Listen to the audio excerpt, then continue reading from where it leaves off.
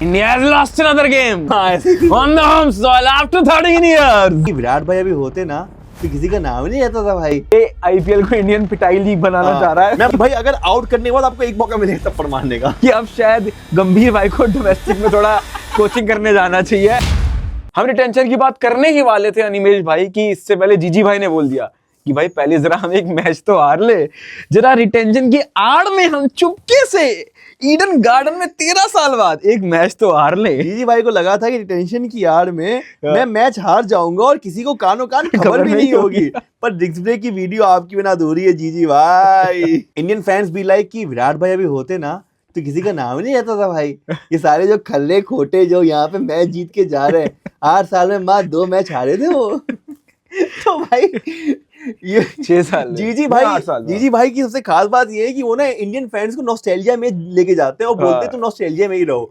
जब भी वो आते हैं कुछ होता है भाई, बात हो रही होती है कि विराट कोहली थे, अजिंक्य रहाणे थे, वो हमारा रोहित शर्मा का दौर था, वो रवि शास्त्री का दौर था। रवि शास्त्री इस समय सबसे ज्यादा खुश हो गए जब भी वो कमेंट्री करता है ना भाई, जब भी इंडिया हार रही होती है उसकी आवाज में अलग ही खुशी हो जाती है, क्योंकि उसे पता होता है कि अब बात हुई गंभीर के बारे में, वो पता चलेगा भाई कि कैसी होती है कोचिंग, कैसी होती है captaincy. India has lost another game on the home soil after 13 years.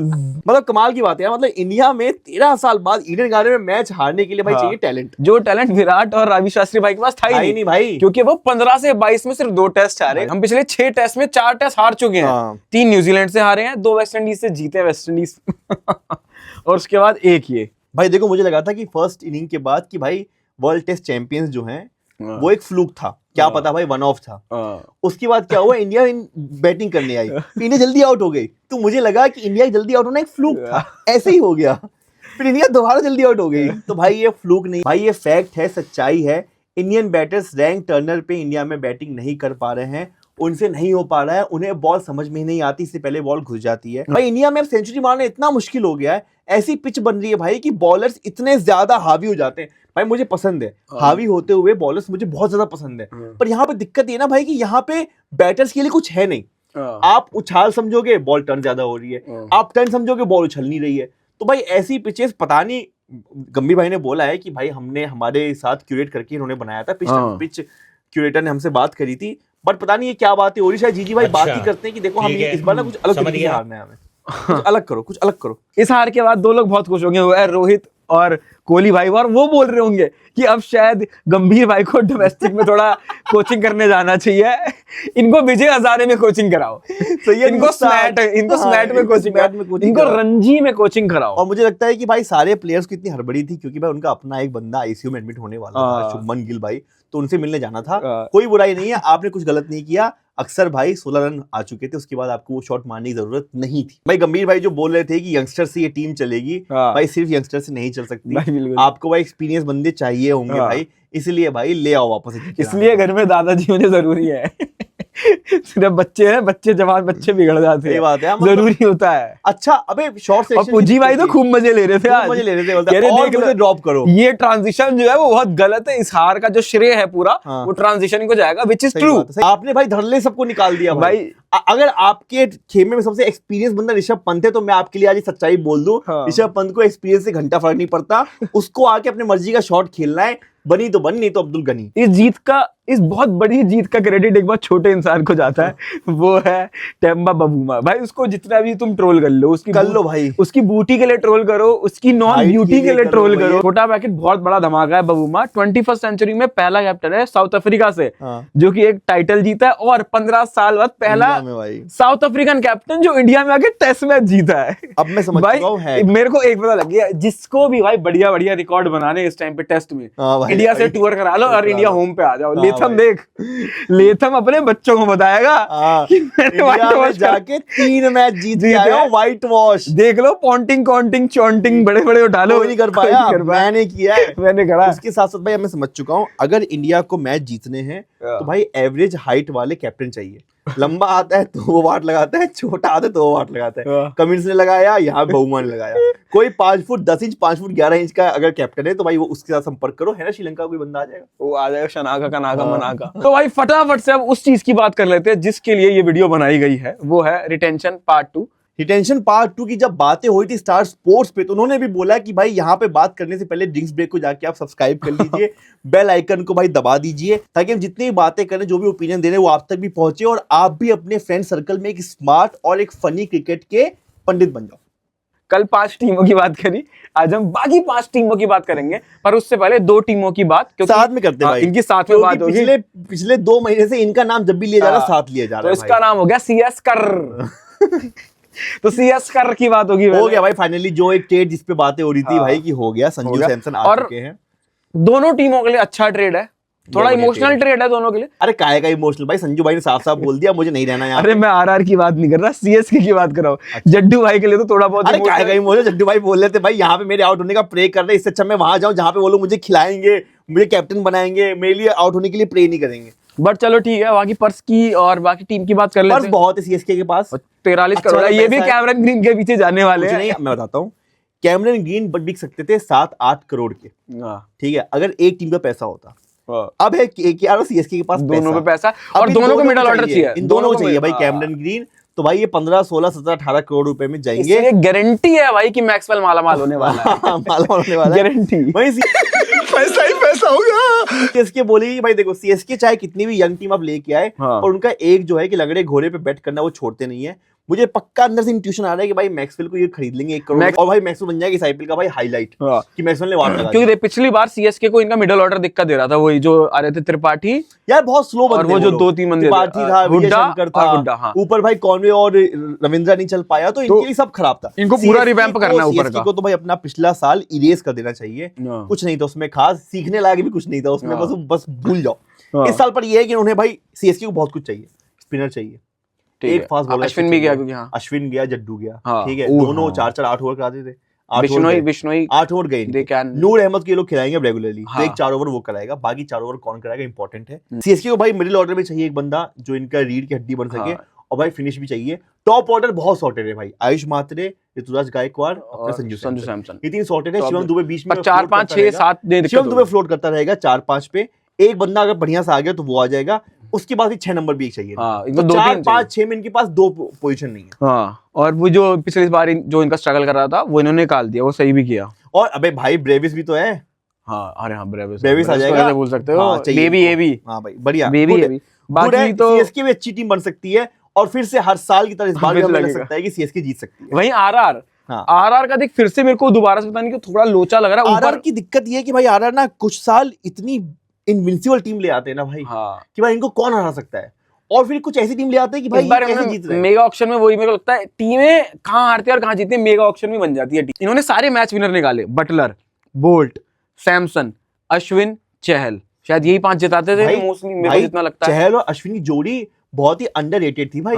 Ashwin भाई थोड़ा रन रोकते थे और चहल भाई विकेट लेते थे, तो भाई वो बहुत ही इंपॉर्टेंट जोड़ी थी। समझ ही नहीं पाए कि हमें समझ भी क्या है, प्लेयर भी सोचते हैं भाई प्लेयर के ऊपर है, प्लेयर का मन नहीं था खेलने का, अश्विन का मन नहीं था तो छोड़ दिया। तो वही मेरे को पता नहीं, RR का मैनेजमेंट का समझ नहीं आता। इन्होंने अपना CEO भी फायर कर दिया इस बार, जो वो था, नाम भूल गया मैं उसका, एंडी वगैरह नाम, जैक नाम है, जैक या एंडी जो भी हो, जैक स्पैरो की जो। और वहीं दूसरा पंगा ये चल रहा है भाई, जायसवाल भाई ने बोला था कि मुझे कैप्टनसी दो, मुझे कैप्टनसी दो, जड्डू भाई आ गए, हाँ भाई तलवार लेके, क्या बोल रहा है, ले तेरी कैप्टनसी खत्म। अब जायसवाल ये भी नहीं बोल सकता ना कि जड्डू भाई को मत दो मुझे दो, इससे पहले था कि भाई अपने उम्र का बंदा है, रियान पर आ गए, 1-2 साल ऊपर है, यहाँ 36 साल का बंदा आ जाएगा भाई, कैसे ही होगा भाई, ये तो गलत हो गया, थोड़ा ऊपर नीचे हो गया। बाकी इनकी टीम को और क्या बनाना है, अभी इनको भी चाहिए यार, पेसर चाहिए इनको भाई, पेसर स्पिनर की खूब डिमांड है, इनको अभी सब चाहिए, इनको KKR को CSK को सब चाहिए अभी। तो अगली बात करते हैं सनराइजर्स हैदराबाद की। ये रेवोल्यूशन लाए थे T20 में, बहुत बढ़िया लाए थे। ये वो रेवोल्यूशन लाया, और ट्रेविस हेड को जब ये ले आया हो गया रेवोल्यूशन भाई। ये वो रेवोल्यूशन लाया जो 280 मारेंगे और 120 पे आउट भी होंगे। तो ये पिछले साल हमने देखा अभी, और ये दिक्कत क्या होती है, डिफेंड भी नहीं कर पा रहे थे। नहीं भाई बिल्कुल, 130, 140, 150 मार के डिफेंड भी नहीं हो रहा। साल बेकार था सर इसका, अपने कैलिबर का नहीं खेला। बातें ये चल रही थी भाई क्लासिन को छोड़ देंगे, क्योंकि 23 करोड़, पर भाई मुझे लगता है कि वर्थ इट है, अभी रखो, क्या पता एक सीजन से कुछ नहीं होता। काव्या दीदी ने बोला होगा कि नहीं यार एक सीजन खराब करने से कुछ नहीं, आप 2 करिए तब आप निकलेंगे। बाकी एक पंगा इनका ये हो गया, इन्होंने अपने दोनों स्पिनर निकाल दिए, मतलब मेजर वाले, एक जाम्पा निकाल दिया जो थोड़े इंजरी प्रोन थे, और राहुल चहर निकाल दिया। तो ये भी शायद बिश्नोई के लिए जा सकते हैं। और वो की चांदनी है। श्रीलंका का कौन निकला है, वो तीक्ष्णा और क्या बोलते हैं हसरंगा। तो शायद इन तीनों में से किसी एक के लिए जा सकते हैं। मुरलीधर वहां पे बैठे तो क्या पता वो सोच रहे होंगे इनमें से कि मैं वो खुद ही उतर जाऊंगा, पर ऐसा हो नहीं सकता, कोई दिक्कत नहीं। वहां पे मैं भी उतर जाऊं क्या, पर ऐसा हो नहीं सकता। वो तुम हटाओ, इन दोनों को हटाओ, हमें लाओ। भाई पिछले सीजन से पहले साजिश थी भाई एकदम लीथल, ठीक है कि भाई आके एकदम गन शॉट करेंगे। पिछले साल वो डर नहीं था उनका ओपोनेंट में। सारे ओपोनेंट सोच रहे थे कि यार इसमें से पहला मैच मारा था इन्होंने, एक दो बंदों को आउट कर दो उनको और वो आउट हो जाएंगे, क्योंकि भाई अभिषेक शर्मा जिस लेवल की क्रिकेट खेल रहे हैं, एक मिस हिट होगा ही होगा, क्लासिन का एक मिस हिट होगा ही होगा, हेड का एक मिस हिट होगा ही होगा, ईशान किशन चले नहीं, इन तीनों के अलावा फिर कोई था ही नहीं जो मार रहा होगा। यही पंगा हुआ और यही हो गया, वो निकल गया। और सेम चीज अब अगली टीम की बात करूंगा, सेम चीज वो हुई जीटी के साथ भाई, जो कि रिलायबल हो गए अपने टॉप 3 पे, बटलर, साई और गिल पे। ये तीनों के बाद कोई था नहीं। इनके बाद बहुत ही फिसड्डी की भाई वो है कि भाई एक दिन चल गए तो चल गए, शाहरुख है चल गए तो चल गए, तिवतिया चल गए तो चल गए, मिलर थे थोड़ा बहुत, मिलर को भी निकाल दिया था इन्होंने। तो भाई इनका भी वही है कि हमारा टॉप 3 सेट है, उसके बाद 4, 5, 6, 7 में क्या होगा वो पता चलेगा मैं इस ऑक्शन में। बॉलिंग सॉर्टेड है, इनकी बॉलिंग सॉर्टेड है। बाकी देख इनको भी मिडिल ऑर्डर लेना, जैसे तूने बोला कि ऊपर ज्यादा रिलाय कर रहे हैं, एक मिडिल ऑर्डर वाला चाहिए, बाकी ऑलमोस्ट सॉर्टेड है, क्योंकि इन्होंने रदरफोर्ड ट्रेड किया है, क्विटजी निकाला है, सब बैकअप ही निकाले हैं अपने। कंसिस्टेंट टीम है, ठीक है, गुड टीम, कंसिस्टेंटली अच्छा परफॉर्म। और इनका एक पंगा पता क्या हुआ था पिछले साल, राशिद परफॉर्म नहीं कर रहा था। ये बहुत बड़ी बीटी थी यार, राशिद बिल्कुल परफॉर्म नहीं, और 18 करोड़ ले रहा है, तो वो पंगा है। इस बार बात मैं भी पढ़ रहा था, रिपोर्ट आ रही थी शायद निकाल दे, पर अभी वो गन प्लेयर है, राशिद खान अभी है, अभी उम्र भी है, ठीक है, आंद्रे थोड़े ना कि निकाल देंगे, हैं कि उम्र भी नहीं, अब तो निकाल दो। और भाई फाइनली लास्ट टीम की बात कर लेते हैं, क्योंकि वो हमेशा लास्ट आती है, आती थी बिफोर, इस साल ऐसा नहीं होगा, बिफोर पॉन्टिंग अय्यर है, और इस साल ऐसा नहीं होगा। देखिए इनको वो ये, इनको पिछली बार क्या हुआ था, पंगा हुआ था, ये अपनी टीम ही नहीं बना पा रहे थे कि प्लेइंग 11 बार बार चेंज, ऊपर देख फाफ नहीं चला, जेएफएम नहीं चला, कभी पोरेल ऊपर नीचे आ रहा है, तो ये वो बनाते सीजन खत्म हो गया। पर इनके पास मैच विनर्स हैं, देख केएल है, अक्सर है, कुलदीप है, स्टार्क है और स्टब्स है। और अच्छी बात है इन्होंने निकाला नहीं, जो कि हमेशा करते हैं, जाने नहीं दिया इन्होंने। इस बार इन्होंने कुछ भी नहीं किया कि एक बार छोड़ के देखिए क्या क्या होता है, नहीं किया, प्लस ऐड किया है भाई, बहुत ही बढ़िया डील है भाई। नीतीश राणा को ले आए, मिडिल ऑर्डर बैटर, दिल्ली का रहने वाला है, दिल्ली की पिच पे खेलेगा, बहुत मार सकता है। नीतीश राणा अंडररेटेड बंदा है, क्योंकि ना वो टुकड़ों में अच्छा चला है। अगर इसने एक सीजन में कमाल कर दिया तो भाई ये होने वाला रिटेन अगली बार, हर बार दबा के भाई, दबा के। और बढ़िया पिच पे, डीपीएल में अपने देखा ही था, खूब तोड़ रहा था भाई, 150 रन मारा, 100 रन मारा। और एक और मसाला मिला तेरे को, आज मैं पढ़ रहा था कि अब दिल्ली वर्सेस एलएसजी की राइवलरी और खतरनाक हो गई। क्यों? आर राहुल और उसकी तो होगी गोयंका की, दूसरी राइवलरी हो गई है अब नीतीश राणा और दिग्वेश राठी की। याद है डीपीएल की लड़ाई भाई, खूब गाली गलौज, मां बहन की गालियां, बहुत ही बढ़िया। तो भाई दिल्ली एलएसजी थोड़ा स्पाइस अप हो गया, होना चाहिए, क्योंकि ना इनके मैच उतने लोग देखते नहीं थे, पर अब देखने का मौका है भाई। सीएसके, मसाला चाहिए, आरसीबी, इन सब के अलावा लोग ज्यादा मैच देखते नहीं थे, इतना इंटरेस्ट नहीं होता था, अब आ रहा है इंटरेस्ट। We need rivalry. मुझे लगता है कि हर टीम में ना, हर टीम के साथ एक ना ऐसा कुछ होना चाहिए। मैं सोच रहा हूँ कि भाई गंभीर भाई किसी को मार दे, ठीक है, या शुभमन भाई किसी से बदतमीजी कर दे भाई, कुछ हो जाए, दो हर टीम में 2 प्लेयर ऐसे हो जाए जो मारपीट कर ले, ताकि भाई हमेशा स्पाइस अप रहे। ये आईपीएल को इंडियन पिटाई लीग बनाना चाह रहा है। मैं बनाना चाहता हूँ भाई, मैं बनाना चाहता हूँ। अब तो याद है पोलार्ड ने एक बार बल्ला फेंक दिया था स्टार पे, सैमुअल से फेंका था भाई, मार्लन सैमुअल से शेन वॉर्न। अबे पर वो तो अरे यहाँ नहीं है यार, वो मैं तो कह रहा हूँ भाई कि अब हो जाए ऐसे कि भाई अगर आउट करने के बाद आपको एक मौका मिलेगा थप्पड़ मारने का। भाई शतक मारने के बाद आपके पास है लाइसेंस कि आप किसी बंदे को मार सकते हो। ये बस सेलिब्रेशन करते and his name is John Cena.